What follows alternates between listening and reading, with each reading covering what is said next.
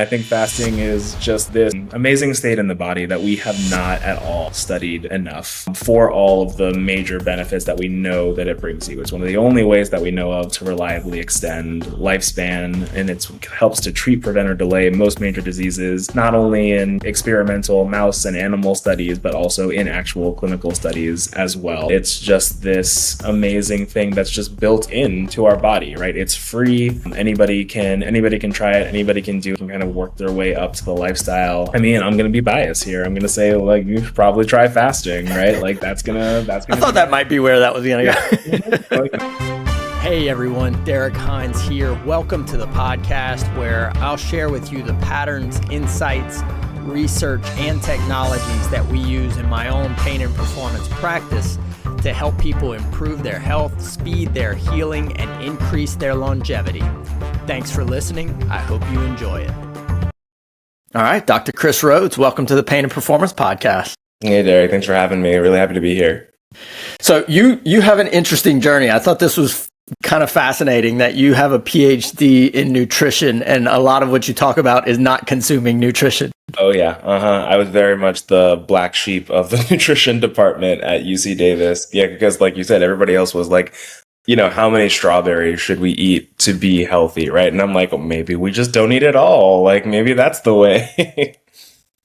Do you think that, we hear of this like kind of like button, this ancestral button that in the past we like pressed probably just by life, right? But now we're having to be intentional about it. Is there any data to that this was something that was always happening throughout history? I would say that, yeah, throughout the course of evolution, there were definitely times when the human body would experience long periods of fasting, right? Food wasn't always as abundant as it is now. We had to actually go out and forage in the savannah, right? Find berries and roots and tubers and grasses and things that we could actually eat. And then few and far between would probably be the animal that we were able to kill and get meat and protein from that way, right? So without a doubt, throughout the course of human evolution, we definitely experienced periods of fasting, and of course, much more frequently than we need to now, right? We have a very abundant food system where we can essentially get, cheap and very energy efficient food essentially whenever we want it, right? Yes, and you can see this really within human biology, right? We are set up. It's a very evolutionarily conserved mechanism to be able to go for long periods of time without food. And during those times, we can also turn on this conserved evolutionary bio program for enhanced survival through that abstinence of food. So yeah, let's dive into that, because we talk about fasting a lot, and there's certainly challenges with that, and we'll circle back to that. But whenever we tap into that kind of survival response, what are the benefits of that? I think it'd be good for people on the outset to what are all the things that are good that can happen if I tap this button? Yeah, absolutely. So yeah, fasting is very interesting because essentially what it is doing for you is kind of rewiring the way that your cells are going to operate. So when we're constantly eating, you can kind of think of our cells as running dirty, so to speak. They have all the energy and nutrients that they need, so they're not going to put all that much energy into maintaining themselves as probably they should. So they're going to create all the proteins that they want to create. They're going to replicate all the DNA that they want to replicate. If you have mitochondria, that's, not the most efficient when it comes to energy production. That's fine. We have plenty of energy anyway. If we're creating a bunch of damage from leaky mitochondria, it's fine. We have all the energy that we need. We can just repair the cell with the energy that we already have. So your cells kind of get lazy, right? In the state of fasting, though, that switches on its head, where you don't have a lot of nutrients around. So the cell suddenly has to be like, oh crap, if if something goes wrong, I'm not going to have the energy to make a new cell. I'm not going to have the energy to fix this current cell. So I'm going to be operating, very dysfunctionally. So instead of that running dirty, we now have to operate kind of running clean. So we have to turn on all of these mechanisms for metabolic efficiency. We have to turn on autophagy, right? Our cellular recycling program, break down dysfunctional organelles or proteins that might not be serving us, right? And break them into their constituent parts so we can make new functional ones. We're going to make sure that our mitochondria are really efficient at producing energy, not creating any waste, really minimizing the amount of oxidative stress and damage that they're going to do.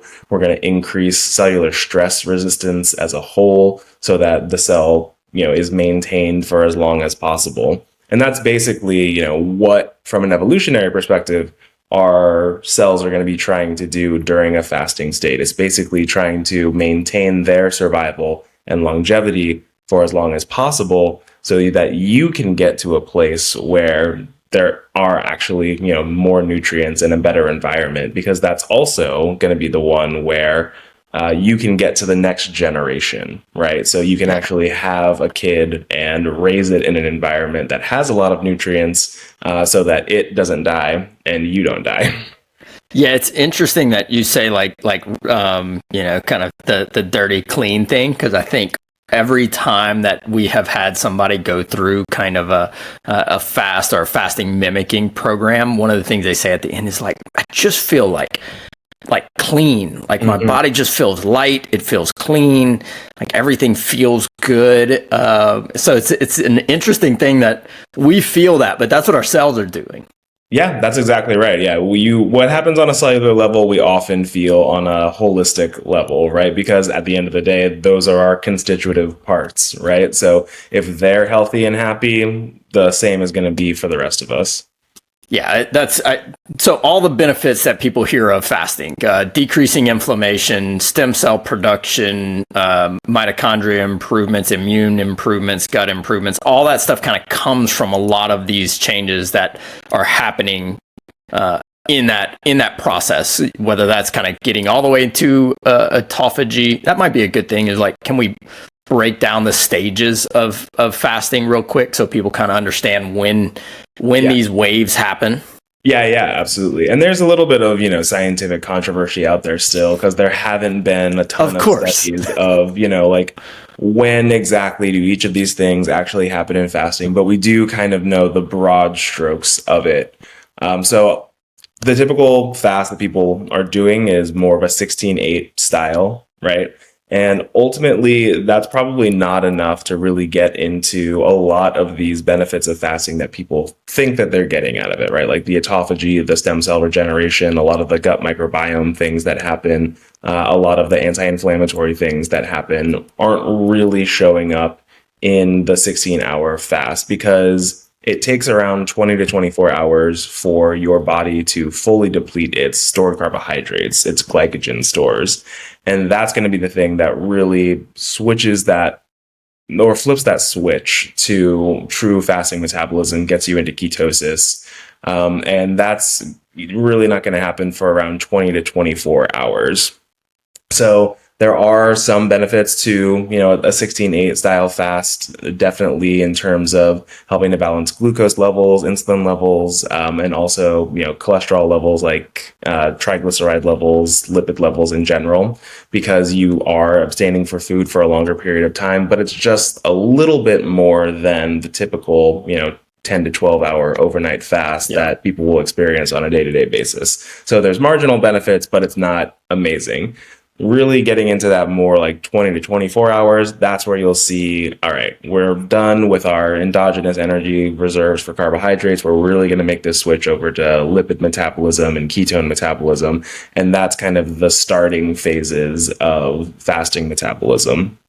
Then if you take it, for another overnight fast, right, taking it from 24 hours to 36 hours, this is in the literature where you see the best lifespan extension typically.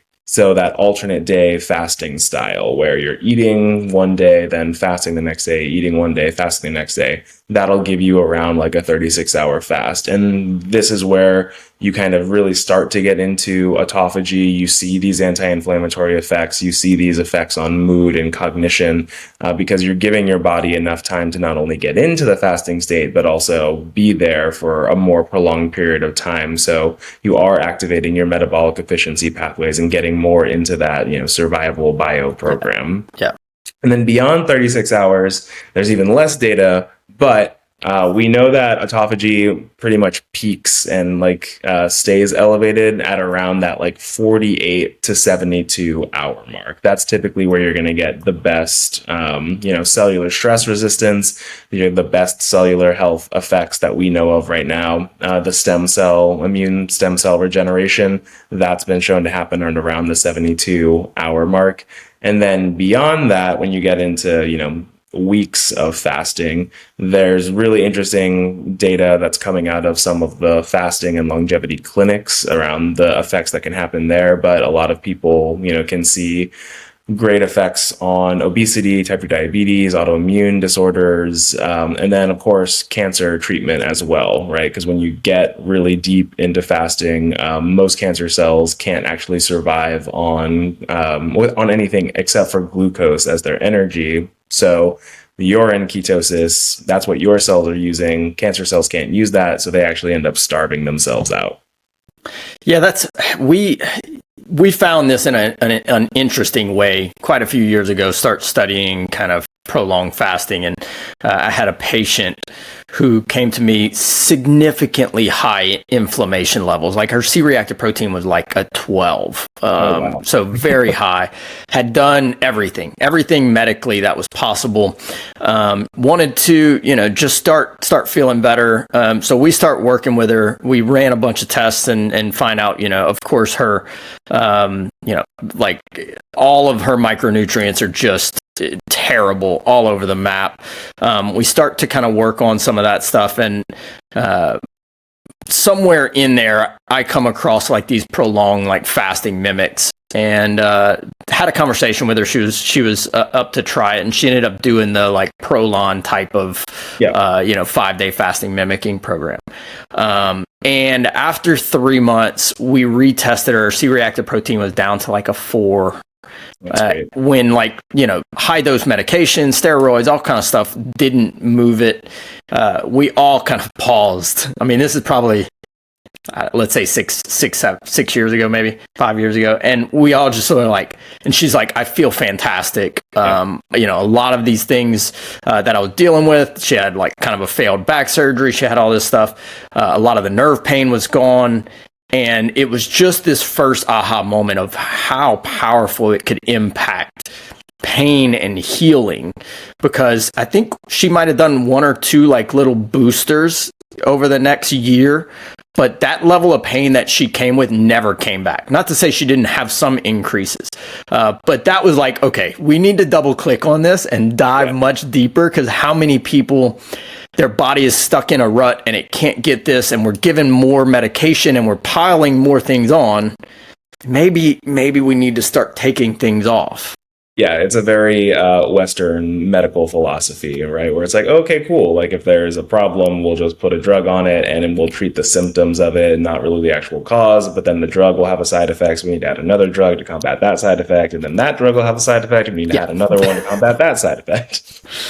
Yeah, I'd love to. I'm going to put a pin in the cancer thing. I'd love to have a conversation a little bit around your thoughts on how this kind of research in this area gets interpreted in terms of kind of cancer cases. But so you talked about some of the changes that happen when we get into fasting in terms of this fasting metabolism and the metabolites that get created during that. You've done quite a bit of research in this area, it seems like to me. So when we get into that, what are the metabolites that are getting actually released in the body that are going around and doing this stuff? Yeah, so we actually did a clinical study looking at 36 hours of fasting in 20 young men and women, equal gender distribution, to kind of unravel that little mystery. So when I first came into the fasting research game, there had not been a lot of research done on what the actual underlying molecular mechanisms behind these beneficial fasting effects. We knew what they were. We saw that there were lots of anti-inflammatory effects that could help treat, prevent, or delay most major diseases, right? But we didn't really know how. So it was like, all right, well, fasting has all these amazing effects, but no one seemed to really care like what's happening on that molecular level. So that was my question. I was like, how can nobody care about this? So like, I'm gonna do it and I'm gonna figure it out. So we did that study looking at basically, a baseline overnight fasted state versus a 36-hour fasted state, and did what's called comprehensive metabolomics, looking at all of the small molecule components of the plasma. And what we found was that there were over 300 significantly elevated metabolites in a fasting state versus that baseline state. And when we looked at those, we were able to find about a dozen of them that were already known to be bioactive, that we then kind of like screened through to look at, were these the ones that were creating these, beneficial effects? Did they have synergies with each other? What we identified was that there was a synergistic combination of four of these metabolites that, when we combine them together and put them on human cells, put them in model organisms, could recreate these beneficial effects of fasting, but without actually having to fast, just through supplementation. So by taking those molecules that the body would naturally produce during a fast and giving them back to people, we are basically, recreating fasting at like a molecular level that then kind of tricks or fools the cells into activating all those same pathways and, going into that biological survival program. So you're kind of, so the body gets that stress. I'm working through this, and it starts to kind of go in and produce these things to help us survive that stressful moment so we can get through it. So y'all are kind of skipping the stress part a little bit and saying like, here's what you would produce to help you survive, but we're gonna give you that on the front end instead of on the back end. Yeah, exactly. Yeah, basically we're just taking what the body would naturally produce during a 36-hour fast and just take it as a supplement instead, raise the circulating levels of these metabolites in the body, and then your cells will do what they do. They'll take them up, they'll take the signal, and they'll be like, okay, cool, let's activate these pathways, and we'll, get those same benefits of activating those pathways without actually, having to do the molecular work, so to speak. Right. Yeah, I wonder how much, and you'll probably know this. So we've had some patients who had trouble getting the same effects of going into like a fasting or fasting mimicking, and our thought is like they just don't have that pathway very well that they have exercised, so to speak. So we'll check them daily while they're going through it, and we're checking them for like ketones. Some of them we're doing kind of like blood strips, some of them we're doing breath ketones, and some of them just the first few times it just doesn't respond super well, like they get very deep into it. I wonder if you gave these metabolites as a little nudge, like, hey, here's a treat. Here's where we're trying to get you. We're training you to do it. If that would improve that pathway, or they would get deeper into that kind of fasting metabolism faster. Yeah, I think that's definitely true. And I think you can see that in the data that we got from the original clinical study. When we were looking at people, we were tracking their individual levels of all these metabolites. And the ones that we identified were universally upregulated in people. So they were, more highly produced during a fast. But the difference between how much people were, increasing their production was really, really different. You had some people that were increasing production of this metabolite by 10x, right? While other people for the same metabolite were only increasing it by 2x or 3x, right? So there's just kind of, orders of magnitude different between how exactly our bodies are going to respond to fasting, whether or not they're trained. And, that's going to come down to genetics to a certain degree, whatever your nutritional state was before you started the fast, what was your macronutrient breakdown, what was your micronutrient breakdown, right? So there's going to be nuances that come in. Nutrition is fundamentally a very personal thing, right? There are some universalities to human nutrition that we can tease out, but then there's always going to be person-to-person differences, and that's one of the reasons why nutrition research is notoriously difficult to do. But yeah, these metabolites, when you supplement them in, can kind of give you like, all right, great, like you're going to have the response of like someone who has that 10x increase, right? So it can really help to, push you farther than you might even experience during a 36-hour fast, and really make sure that that pathway is being activated at a level that you can, see, feel, and look at in the data. You'll appreciate this. We had, for a little while, we had a fasting leaderboard in our office where we would track, like on breath we used a Biosense just to make it real easy, like in the office, and check ketone levels. And so I think the max on that is like a 40 on their measuring, which they say like anything below, I want to say like 20 to 30, kind of equivalent to like, let's say like 10 would have equivalent to like 1 millimolar. Something to that effect, right? But so we had this leaderboard of like, Dr. J got a 40, Dr. D got a 38, whatever it was. And one of the things I noticed, I've probably done at this point, I don't know, let's say 50 prolonged fasts of some sort. Nice. And as I did more, it was like the very first one I did, I don't think I got above a 15 on that. And as I did more, it started to creep up. And then somewhere along the way, we were like, well, what if like on day one, we just deplete glycogen, like go and do a 2-hour ruck session, right? Get on a rowing machine for a while. And so we did that. And then we continued to do like some light strength training during that. And when we did those combinations of things, it got to where like every single time by day 3, we were maxing that out. Yep. And I guess that's just kind of clearing those things out, so your body taps deeper into kind of producing these metabolites, so that you're getting into ketosis better. But I would imagine it would be fun to look at, if you do it that way, how much bigger metabolite response are you getting?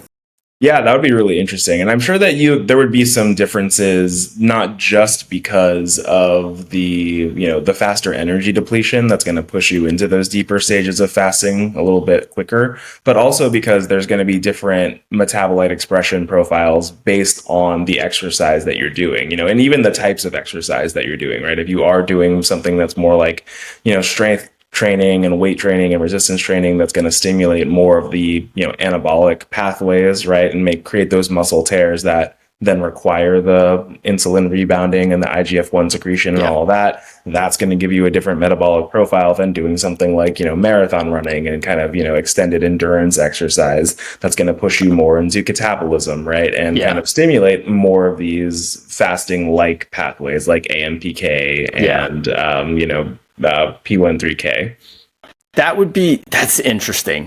I wonder if we were really getting nerdy, if we had a patient who had a primary like regenerative problem, like they needed to regenerate tissue, if during that you would tell them, hey, look, I want you to kind of do some strength training stuff. Mm-hmm.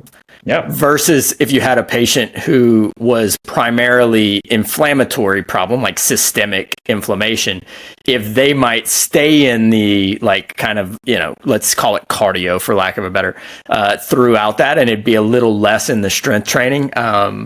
What's your thoughts on that? I've never thought about that. I think that's actually a very good idea, right? Like, and you can see that, right? Like strength training in and of itself does cause inflammation, right? Because we are creating like tiny micro tears damaging the body, and anything that does that is going to inherently require an inflammatory response by the body to be like, all right, we've got all this damage that we now have to clear. We need to create some inflammation so that the immune cells know like what's up and how to do it and all of that. Whereas, yes, something like endurance exercise and cardio is a much more kind of anti-inflammatory process because we are stimulating those catabolic pathways, right? And when we stimulate the catabolic pathways, that's going to be a signal to our immune cells that's like, oh, we're about to not have a lot of energy, so we kind of need to like tamp this down a little bit so we don't overtax the system. That's fascinating. That's fascinating. I'm gonna wrap my head around that. So when we're talking about the metabolites that y'all saw, what were those? So the 4 that we identified, they were nicotinamide, and specifically for this one, it was 1-methyl nicotinamide. In the end product, Mimeo, our fasting mimetic supplement, we use nicotinamide as a precursor to 1-methyl nicotinamide because it's very efficient for that. But it also, serves as a broad spectrum NAD plus precursor as well. So when you take nicotinamide, you're going to get 1-methyl nicotinamide, you're going to get NAD, you're going to get NR, and you're going to get NMN kind of all at once. You're just letting your body do the work there for you.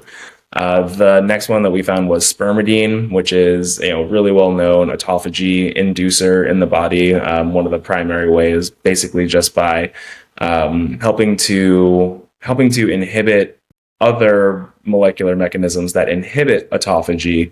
Spermidine just kind of like makes that process a little bit easier and helps your body to get into that recycling mode where it's going to break down those dysfunctional organelles and proteins and do a little bit of a reset and regen to make sure that everything's working the way it should, that there aren't any dysfunctional things around and everything's crisp and shiny and new, while also enhancing that metabolic efficiency, right? The next one is palmitoyl ethanolamide, PEA. That one is actually one of my favorites because it's really, really interesting molecule. It does a lot of things throughout the body. It's broadly anti-inflammatory, but it's an endocannabinoid as well. So it works through, the CB1, CB2 receptors in the body. It helps neurons stimulate the secretion of anandamide, which is kind of like the bliss molecule in the body. So it works almost like your body's natural form of CBD, right? So you're having these, anti-neuroinflammation effects, you're having these cognition boosting effects, these mood boosting effects, and then also really interestingly, these pain relief effects as well. So it's also stimulating, it's inhibiting COX-1 and 2. So in the same way that it's like your body's natural CBD, it's also like your body's natural like aspirin and ibuprofen, right? So just really, really interesting molecule that has a lot of broad spectrum effects. Then the last one is oleoyl ethanolamide, OEA. So same family as PEA, but it's involved in the gut-brain axis where it stimulates satiety and helps people feel full. And this one was really interesting because for a long time, people thought that oleoyl ethanolamide was only secreted in stages of feeding, right? So you would take in a meal, your body would naturally, from the dietary fats in the meal, produce OEA in the intestinal cells, which then would go on to stimulate intestinal cells to secrete GLP-1 as well. And that was kind of, a mechanism by which your body would feel full. No one really understood that in prolonged stages of fasting, your body also secretes a lot of OEA as a mechanism to help you not feel as hungry during a fast, right? Because that's very important from an evolutionary basis. It doesn't serve us at all to be out there, constantly in pain from hunger when we're trying to find food. We need to focus on, getting those berries, finding that, that animal that we can trap and eat. So we were actually the first ones to identify that OEA is really, really highly upregulating in fasting as an adaptation to help reduce hunger in these periods of prolonged fasting. And that's kind of why you have that ablation of hunger over time that people typically experience with their prolonged fasts. So, combining all these things together, you're getting so many interesting effects. And what we identified is that not only are you getting those, effects in and of themselves from the individual molecules, but these molecules also have synergies with each other. So they're kind of helping to really recreate that more holistic, bio program all at once, activate these complementary pathways that really kind of allow all the floodgates to open and this fasting program to take effect. And when we looked at how these molecules can extend lifespan in model organisms, each of them was effective on their own to a certain degree, right? Whether that was we increased lifespan by 5% or, 10% or like up to 25, 30%, right? But when we put them all together, we were able to extend lifespan by 96%, just through supplementation. So really creating these outsized effects that are greater than the sum of their parts.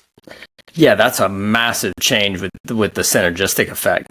Yeah, and this is kind of like the beauty of our biomimetic approach, right? So the human body has been evolving for tens of thousands of years, right? And nobody really knows how to heal our body better than our body, right? So we're studying fasting as a way to unravel this more holistic bio program, and get all of the nuances that are happening and just kind of use nature and biology and evolution as this cheat code to science, right? And just recreating that on a molecular level.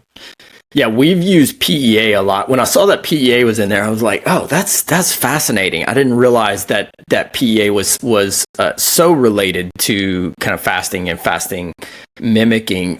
We've used it for a lot of like neuroinflammatory conditions. So people come with sciatica, thoracic outlet, carpal tunnel, neurogenic headaches.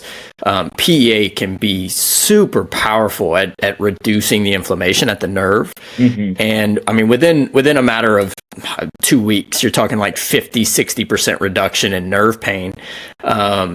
So that's really interesting how much it goes in and cleans up around the nerve. So is OEA doing that type of effect, but in the gut? Yeah, I think that you could think about it that way. They're related molecules, right? They're both ethanolamides, and they're both signaling through the PPAR alpha receptor. That's kind of like one of their main pathways that's effective.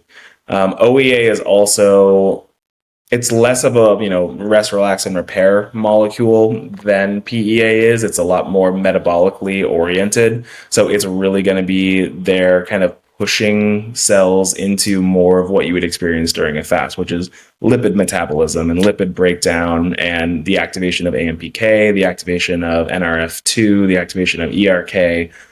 That's going to give you the fasting-like benefits to antioxidant production. That's going to give you the fasting-like benefits to cellular stress resistance, and then push things more towards lipid metabolism and fat breakdown than carbohydrate metabolism. Yeah. So it's kind of operating in conjunction with the nicotinamide to activate more of that cellular metabolic program of fasting, whereas the spermidine and the PEA are kind of activating the regenerative pathways of fasting, where you are getting that rest and relax thing. You are getting the autophagy and the regeneration there.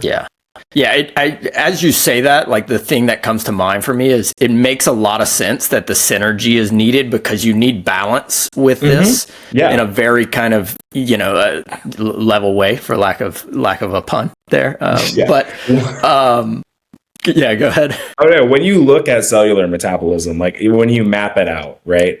It is this like complicated, interwoven, interconnected, just like almost like British subway map, right? Of just like everything overlaps and like circles around and comes back in another way.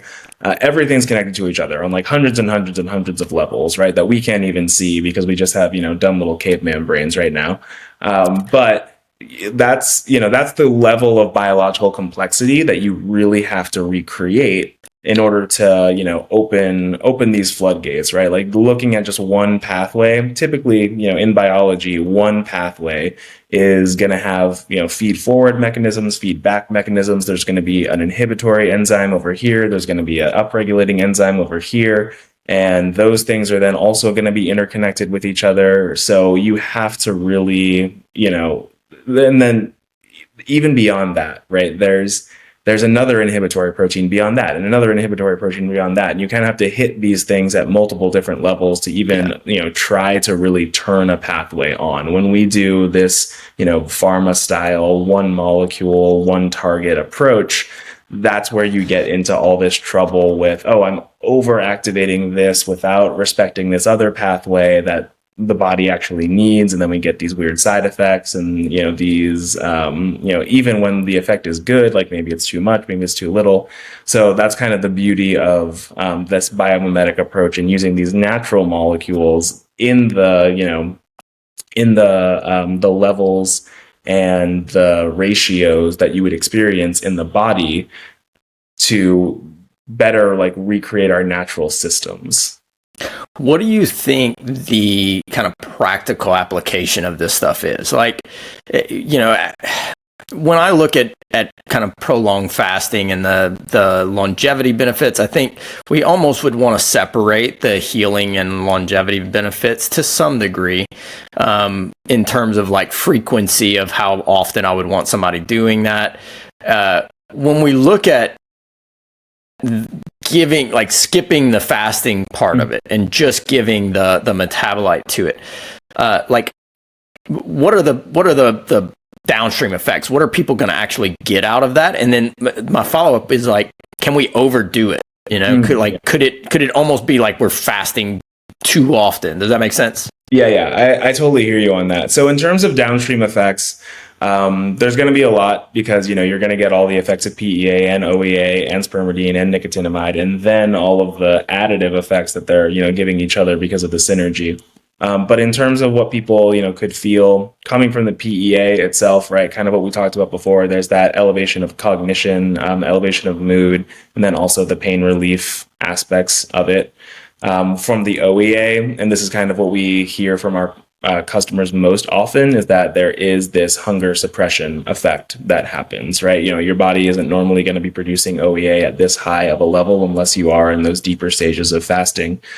So that's really what OEA is kind of going to bring to the table for you, that reduction of food noise, appetite suppression, better hunger and craving control.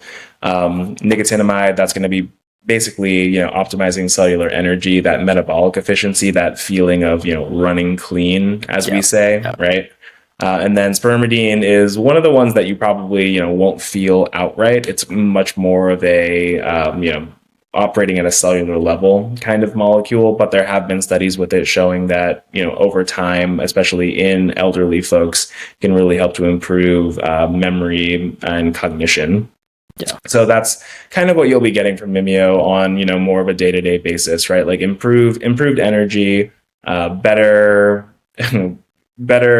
metabolic efficiency, less hunger, better cognition, better mood. That's kind of the things that we're doing. And then on a cellular level, that's where you're really going to be seeing more of these longevity benefits. In terms of, can we overdo it? I don't think so, and there's a specific reason why. Number one, when we look at the studies that we've already done in terms of lifespan extension, that was at a constant daily dose of these metabolites, right? And that's where we saw the 96% lifespan extension, was lifelong treatment with these metabolites. So there doesn't seem to be any kind of detrimental effect of long-term, lifelong treatment. And if anything, you could really enhance lifespan. Right? Yeah. That's what we've seen. But on a more human level, we typically don't experience periods of fasting, right? We're more or less experiencing almost a constant fed state. We have our 3 meals a day plus snacks. When you look at it from a nutritional perspective, to get out of what's called the postprandial state, or the post-feeding state, takes typically around, 4 to 6 hours if on the low side, 6 to 8 hours on the high side, depending on what your actual meal is going to be. So let's just take 6 hours, right? If we're eating breakfast at 8 a.m. And then lunch at noon, and then dinner at 5 or 6, right? we're never really getting out of the postprandial state for as long as we're awake. So we never really approach, the reset button for our body to kind of get back into homeostasis until we, stop eating because we're asleep and unconscious at the end of the day. So taking the fasting mimetic, mimeo, on top of all of that is, I think, actually really helpful as a balancing mechanism, right? So it's really kind of, as all of these postprandial fed mechanisms are happening, pushing those, pro-aging, pro-growth pathways, basically always, constantly, right? You're then bringing in these molecules that can push the other way, these pro-longevity, more catabolic, metabolic efficiency pathways to balance all of that out and better recreate a homeostasis that's more healthy for your body. What do you think is possible as we look at kind of the longevity research and we see in some of these kind of animal models? What's the one that like pet anti-aging project as well, to see what they can do for like animals like in our actual environment? Loyal. Yeah. Loyal's really, really cool. I love Loyal as a company. And I think what they're doing is awesome. The targets that they're looking at right now, they're secret, right? But to my understanding of what they actually are, like, they're not the most interesting, right? They're kind of some of the similar old players that we've always had in the space, and they're just kind of trying to confirm them, right? Loyal is this really cool play to, we can't do a longevity study in humans, right? Because it would be unethical and it would take forever and, et cetera, et cetera, et cetera. It's just never going to happen, unfortunately. But we can do it in dogs, and dogs are very, very similar to humans because, like you said, they share our same environment. Oftentimes, we're sharing a microbiome because we love to kiss our dogs. So there's, just a lot of similarities there. And it's the first time that the FDA has ever acknowledged that aging is in fact a disease that you can try to treat. And that's really the big thing that Loyal did. I'm not sure if it'll ever really end up translating into human research, but it at least, is a really big step in the right direction that we can now assess molecules and interventions as a, intervention for aging on a pharmaceutical drug level. It just lends this big area of legitimacy to the anti-aging space that we just didn't have before. So I think Loyal's like amazing for doing that. We dream of this. I do want to, I want to know what you think. Like if people started this early and they stuck with it and they still tried to like live a healthy life, what's the top end? What are we looking at from like right now with the data we have in terms of human healthy lifespan, health span extension? Yeah, that's a really interesting question that I don't know the exact answer to, right? We can say, I think a reasonable goal, right? And it even sounds crazy, right? But like living to 120, right? That seems like a reasonable goal for the area of lifespan extension for human beings, right? Because that's going to equate to, essentially a 20% lifespan increase, which is doable in animal models. We haven't seen it translate to higher primates yet, even with the caloric restriction studies. But it's still biologically possible. We're a lot more complex than a mouse is, right? So there's always going to be differences and fundamental flaws in trying to translate what we can do in a mouse into what we can do in a human. But 120 years is kind of the goal of the longevity space in general right now. And for some people, that's actually like a much more significant lifespan extension than 20%, right? Plenty of people, have a life expectancy more in like the 80, 85 range. So adding 40 years to that is a little bit ambitious, right? But I think that where we are in the space right now is probably at least being able to add, 5 to 10 years of healthy lifespan onto people. And if, the earlier you start, really the better, because longevity is so much just a damage prevention game, right? It's just all about keeping your youth and your health as long as you possibly can. And then, yeah, you just kind of see the curves diverge, as we say in science, right? The little things over time help keep you at a lower level, while these people who are making bad lifestyle choices, they're just going to age at a faster and faster rate. Yeah, we started doing, for some of our patients who are kind of participating in the anti-aging program that we do, we started running some of the longevity tests on them to see, like, what is your current biological age, what is your rate of aging, what's your telomere length.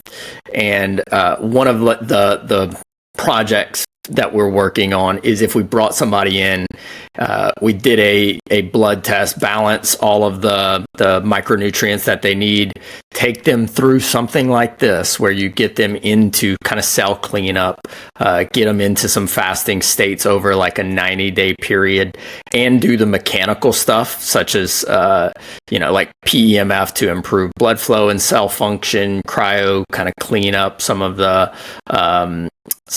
inflammatory processes, maybe infrared in there, and then recheck them at the end of like a 90-day period and say, like, how much did you reverse your biological age in that short of a period? We don't have the answer yet, but it will be. I think it will be a bigger number than people might anticipate. So this is a cool segue to a study that we did with the Mimeo formulation as well. So we partnered up with the Dave Petrino lab at Mount Sinai just to do a simple case study with 8 weeks of Mimeo supplementation to kind of use as a guiding post for what we were going to do in our large randomized placebo-controlled clinical study that's actually happening right now. So that's fun. That's a whole other area we can talk about. But we just had someone come in, do a biological age test before they started taking Mimeo, take Mimeo for 8 weeks, and then do a biological age test afterwards, right?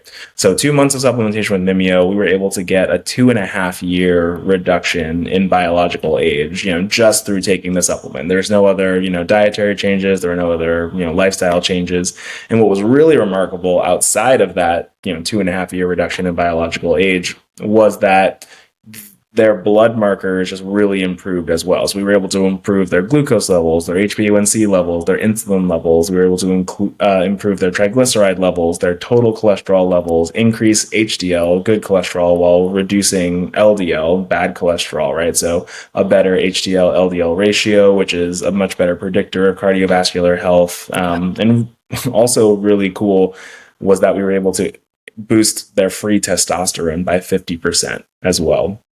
So all of these, kind of crazy effects of activating these fasting pathways, turning on those, regenerative, restorative mechanisms, helping to balance metabolic pathways and efficiencies within the body to really just, again, like get back to, I think, what's more of a natural homeostasis, right?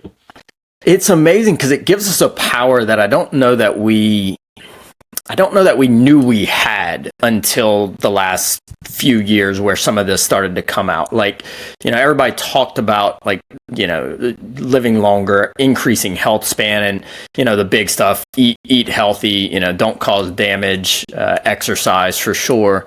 But I think this gives us another kind of major area that gives us control of the damage that gets accumulated while we do it, even if you're trying to be perfect, right? Even if you're trying to eat perfectly and have the perfectly clean diet, like, you're not going to do that in today's world. So you have to get into this state at some point if we're going to clean up the cell damage that accumulates through living. I mean, yeah, and even beyond that, right? Like, you can do everything right, and you're still living in a world that's vastly different than the ones that our ancestors experienced, right? Yeah. And that our evolution kind of adapted to. Everything that we've done in the last 50 years to the environment, to the planet, with the microplastics, and all of everything that's happening with climate change, right? That wasn't happening even just 50 years ago. So we haven't had time for our biology to like evolve and adapt to that, right? So we're just kind of, in the lurch to a certain degree. So you really need to have these, these extra bits of protection and these extra ways to help, keep your body in check from, this very new and bizarre world that it's experiencing that it wasn't designed to experience. I do think it's interesting. A lot of the advances in things are almost, like a modern form of stepping back. It's like we talk about sauna and you're like, well, it's awesome. The research is great. It's probably stuff like states that we got in the past just naturally because, we were outside in the heat working, consistently. We talk about cold exposure and that probably just happened naturally. Fasting and fasting mimicking just was part of life, and it's like we have all this data now telling us like like live in the world, do the natural stuff that gives you all of these benefits. Yeah, and that's the thing too, right? Like this is why I love the biomimetic approach, because like I said, nobody knows how to heal the body better than the human body. It's what it was designed to do. And, with things like cold exposure and heat exposure, right? Like that's a cellular survival program. And that's been coded within us for, thousands and thousands and thousands of years, where, if you put a cell in a temperature reduced environment, like it's gonna upregulate all of these stress resilience things. And then same way in the other direction, if you put it in a heated environment, it's going to upregulate a different set, but different stress response elements that's going to increase the resiliency of the cell, increase its survivability. And that's that hormetic stress, right? Where just like a little bit of stress helps to increase your overall stress resistance beyond, the damage that you're experiencing from the stress, and then protect you even more than that. And understanding, decoding, and recreating, these systems that we already have inside of us is, I think, just like the natural thing that we should be doing in both a scientific sense and also a, more holistic, natural sense, right? And I couldn't tell you honestly, like why more people aren't looking into, stuff like this, where it's like we have all of these regenerative programs that are already built inside of our body, like even meditation, right? Cold exposure, sleep, exercise, fasting. These are all states of the body that I'm really, really interested in looking at from this molecular level and kind of running this same process that we did with fasting to decode, all right, what's happening there? And is there a way that we can recreate it? Yeah. Tell us about the study that y'all are running. Yeah. So our big clinical study is basically out there to confirm these beneficial effects of Mimeo that we saw from our pilot studies, as well as the case studies that we've done with various university partners.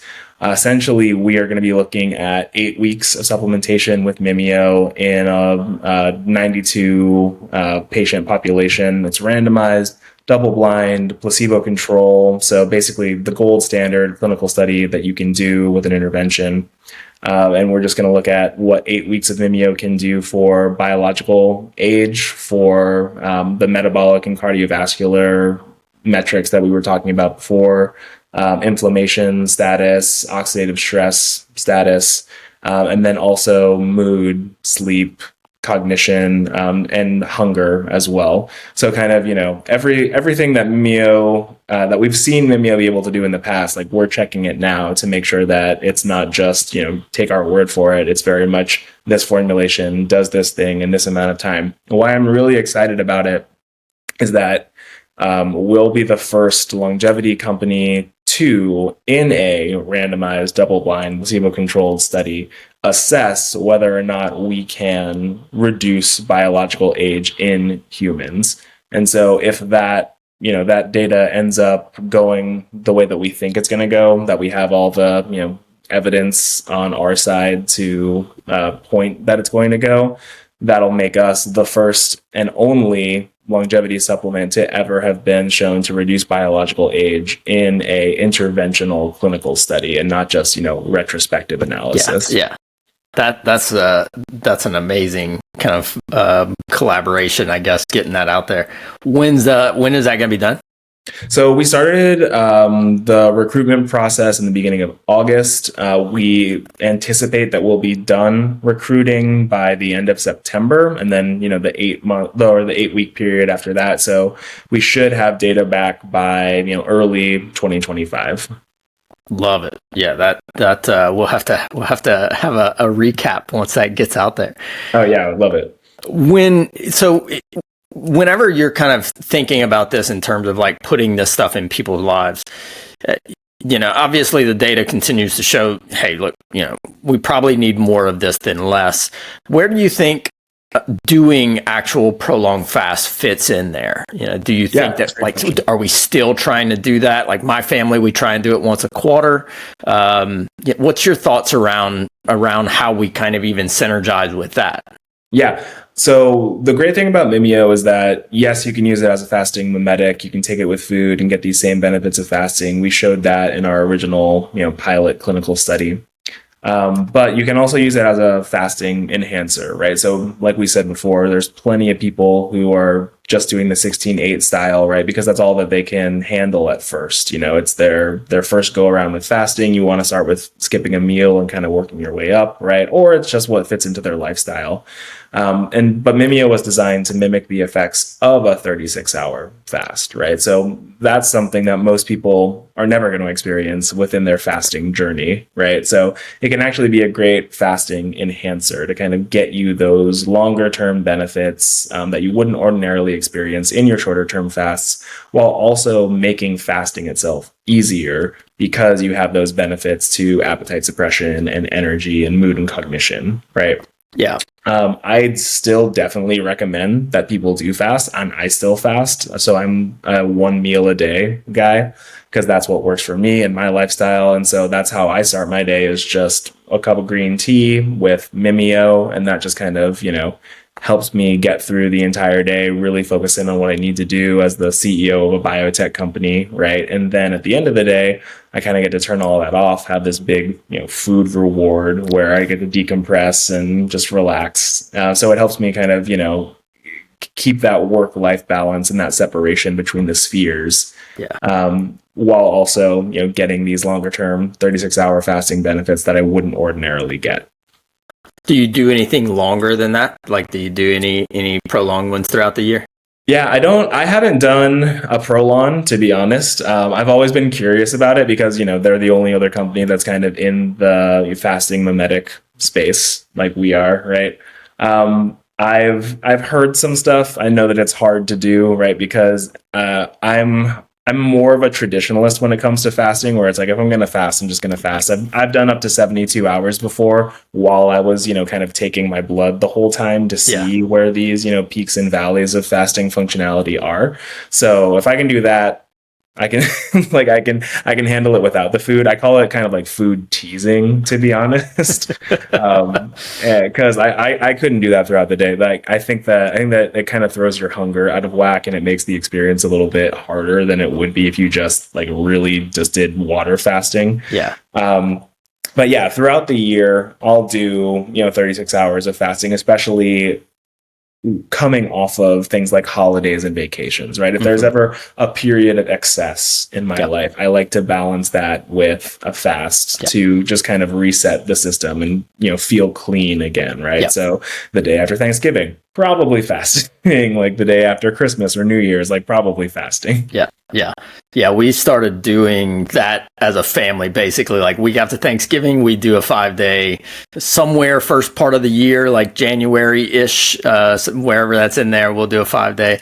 And I'm kind of like you, even if I'm doing a fasting mimic, whether that is something like Prolon or we're kind of doing our own version of that, I stack all of that at the end. So I if you're, we will calculate calories and kind of get it based on, what some of the data in fasting mimicking has been. And we'll put all that, because I'm like, don't give me like the little thing in the morning and then make me think I'm going to get more food throughout the day. I'm like, no, just let me put all that together at, 6 p.m. or whatever it might be, and let me knock it out. And then all day I feel great because I'm not like you said, food teasing.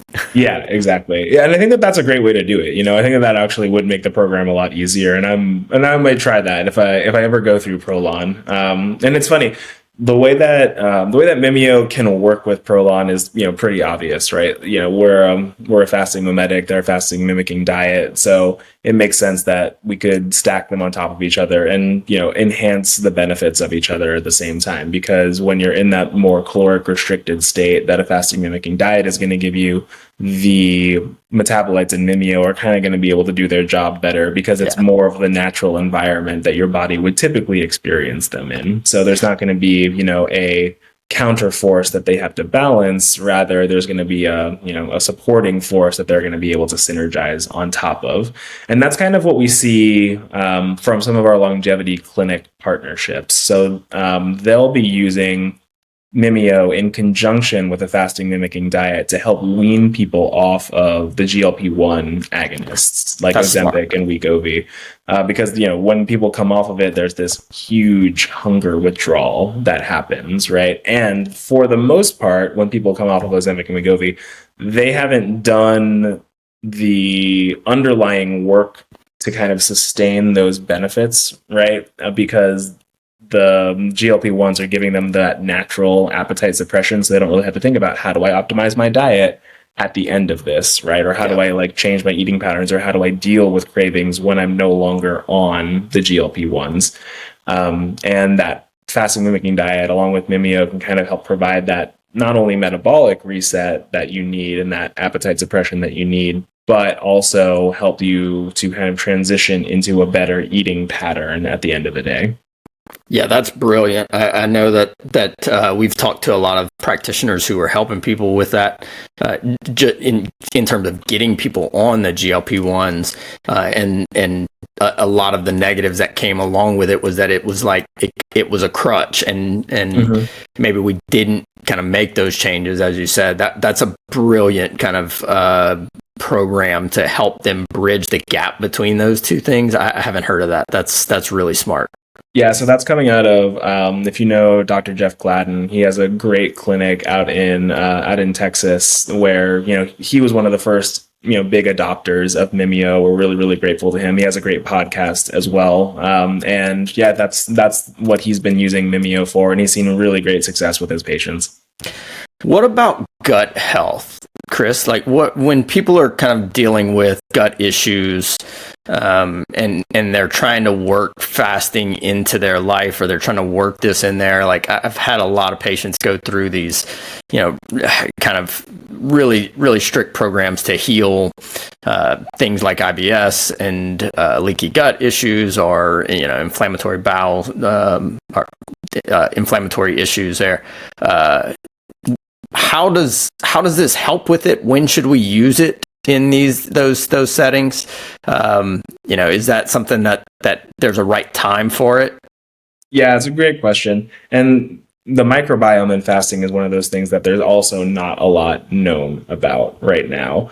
There have been some broad studies that have looked at, how alternate day fasting can affect the microbiome, and it's always in positive ways. One of the main things is that, we're increasing bifidobacterium, we're increasing Akkermansia, which is a longevity promoting strain, while usually decreasing these levels of more of the pathogenic bad microbes that happen.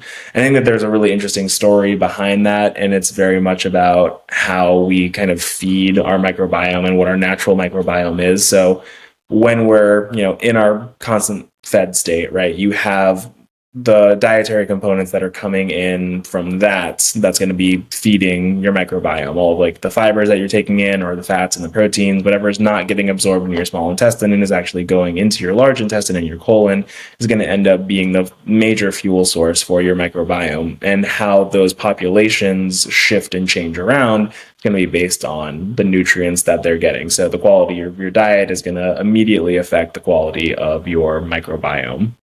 In a fasting state, that kind of all gets turned on its head, right? There's nothing coming into the system. So all of a sudden, what are our microbes going to be eating? And our intestines create this barrier between our intestinal cells and the microbiome that's called the mucin layer. And the mucins that our body produces are essentially, complicated carbohydrates, right, that act as that barrier. And in the absence of food, our microbiome is going to start eating that mucin layer as, a fuel source, essentially, because they don't have anything else. And they'll also kind of, start cannibalizing each other to a certain degree. It's like a very interesting fight for survival. But the ones that are going to win out at the end of the day are going to be these like mucin degradation, mucin degradation microbes, right? Because they're going to have an additional fuel source outside of that like Hunger Games fight for survival that they're going to have to do with all the other microbes. So it's kind of your body's way of selecting which microbes it actually wants around, right? Like which ones are naturally in tune with our body, which ones can we actually feed through this mucin layer, that are then going to have that edge in the Hunger Games and beat out the other, more deleterious ones that the body might not want. So fasting can kind of help to reset your microbiome to a natural harmony because it gives us some control over who's going to win and who's going to lose. Yeah, that's good stuff. I get a lot of questions of like, hey, I'm going through this, kind of restrictive diet. I'm going through, low FODMAP. I'm doing these things. Should I be fasting? Should I be kind of doing a fasting mimic? Should I be taking something that would help that out? What's your thoughts on that? Yeah, I think it depends on condition to condition, right? You're going to have some where, fasting and abstinence of food is going to be really beneficial, right? Like typically Crohn's or celiacs, right? Like if you can take a break and give your microbiome a little bit of a reset, that's going to be awesome. Doing the low FODMAP stuff, doing the fasting mimicking diet. I would say that like there's not a huge amount of risk. Like gut stuff is usually pretty transient unless there's an underlying condition that's kind of causing all this stuff to happen. And I typically kind of take like the Whole30 approach to everything, especially when it comes to like, unknown maladies and ailments and like things that we just can't tease out. You kind of have to do an elimination diet and just add things back in. And if you're doing a fast, it's the ultimate elimination diet, right? It's like, okay, let's just like go complete to the reset, right? Like nothing's coming in. And then we'll start stacking on top of that to see what's really causing the problem. So I think, for anybody who's really looking at how to optimize their gut health and they like have exhausted the other options, right? Yeah. Fasting is a great way to just be like, all right, let's take it to baseline, the absolute lowest that we possibly can, and then work our way up. Yeah, I wanted to circle back. I said I would to cancer. We deal with some patients who have kind of cancer pain, and they're working to overcome that. And there's certainly been a lot of case studies of how powerful like fasting effects could be in terms of improving outcomes with cancer and being an additive effect to current cancer treatments. Is that something that you think we could get? It's hard for them, right? Because you're going through that, and it's a tough thing for a cancer to tell somebody who's already probably dealing with stomach problems. They're dealing with secondary effects if they're going through cancer treatments, and you're like, okay, I also want you to try this fasting program that helps, kind of just protect your healthy cells, but it kind of weakens all the cancer cells. You think that this might be an area of research in the future where like, can we get some of those benefits without kind of putting the patient through that? Yeah, absolutely. I definitely do. I actually even know of a study where we've kind of tried it before.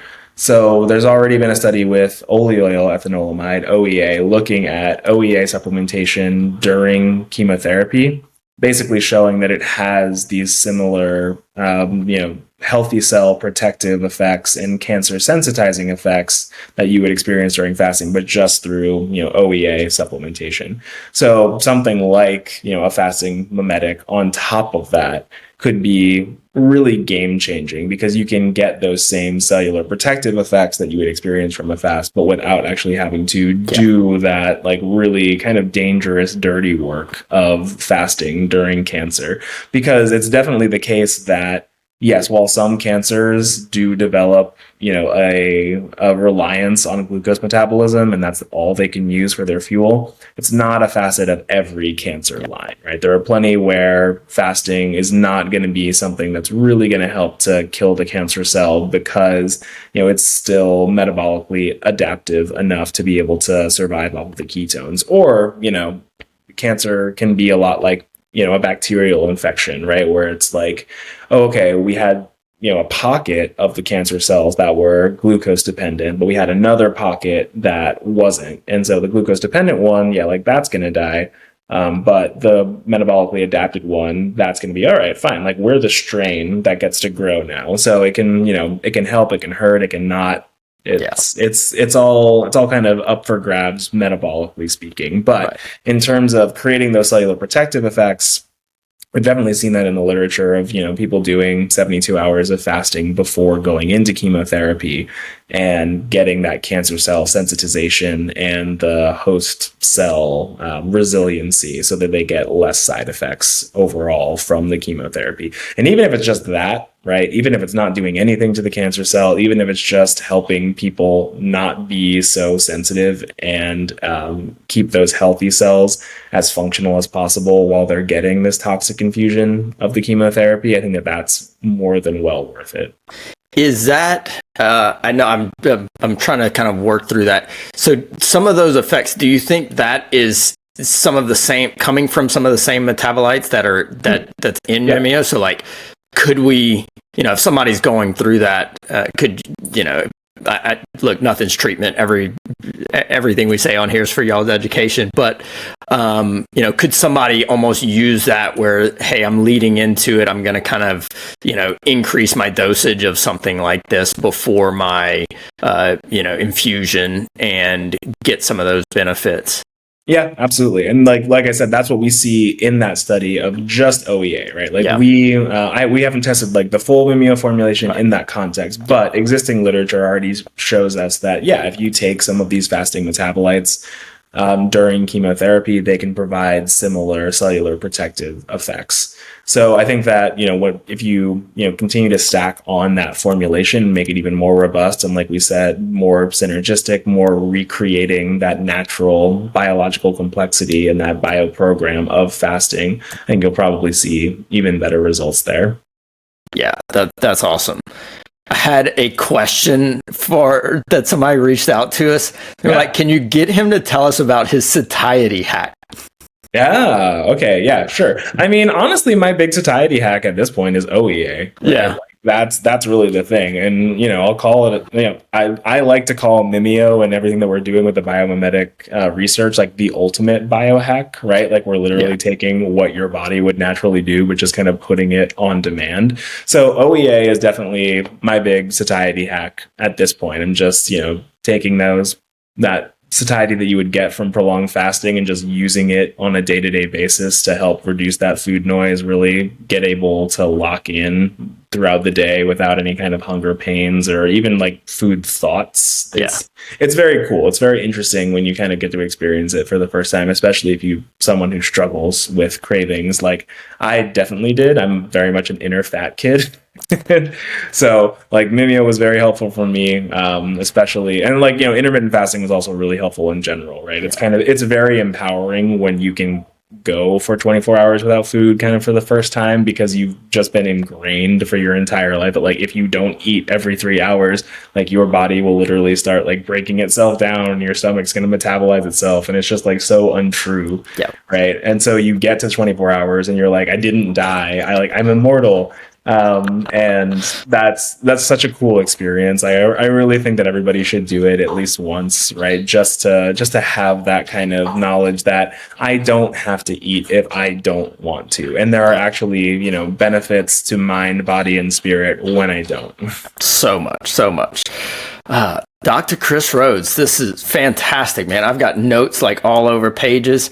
Where can people find y'all? Where can people kind of get in touch? Where can they follow some of your content and information that y'all are putting out? Absolutely. So you can find us at Mimeo Health across socials, and then we're also mimiohealth.com, MIMIO health.com. If you want to follow me specifically, I'm also on TikTok. I'm at that nutrition dr, that nutrition doctor. And it's very, very similar to this. I like to crack wise and talk about nutrition. I love it. Chris, we ask all of our guests, if somebody's listening to this and they can do one thing today to improve their health, what would that one thing be? I mean, I'm going to be biased here. I'm going to say, like, you should probably try fasting, right? Like, that's going to. I thought that might be where that was going to go. Like, not going to lie, that's going to be the thing. Because I'll say it again. I think fasting is just this amazing state in the body that we have not at all studied enough.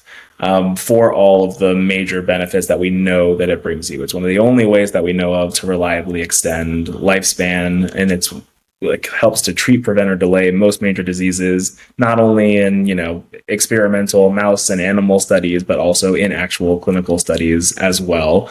And it's just this amazing thing that's just built into our body, right? It's free. Anybody can try it. Anybody can do it. Anybody can kind of work their way up to the lifestyle. It's hard to sustain, right? Especially if you're doing something like, alternate day fasting for the rest of your life, right? That's one of the reasons why I ended up making Mimeo in the first place. Because I was like, I tried it, right? I did alternate day fasting for 2 years while I was, studying all of these initial findings when I was an immunology fellow at Stanford before going on to UC Davis for my PhD. But it's hard, it's like I could see it. I could see all the benefits to my cells under the microscope, looking at all of these, scientific markers and experimental things. But it's a big degree of social isolation that comes along with it, right? You're not sharing meals with family and friends or coworkers. And so you kind of, get into this weird social state where it's kind of just all about the lifestyle. I think that lack of balance is something that needs to be taken care of, and so that's kind of where Mimeo ended up coming from. I was like, there has to be a way that we can get this benefit, like activate what our body would naturally do, right? But just without having to make all the sacrifices. A very American mindset, I guess. Well, yeah, I would definitely recommend everyone to at least try a 1-day fast, a 36-hour fast, just to help kind of like empower yourself to know that you're in control of your food and metabolic and nutritional destiny, right? That it's not so daunting to, have to go for extended periods of time without food, because you've done it before. So you can skip that, someone brought pizza and donuts into work like a psychopath, and I have to eat them because that's what's available, right? You can just be like, oh, no, I don't have to eat even at all, right? I can just be like, okay, thanks. No, not for me. So good. I can definitely echo that, ladies and gentlemen. Dr. Chris Rhodes. Thank you, man. Brilliant conversation. Loved it. Yeah, absolutely. Thanks for having me.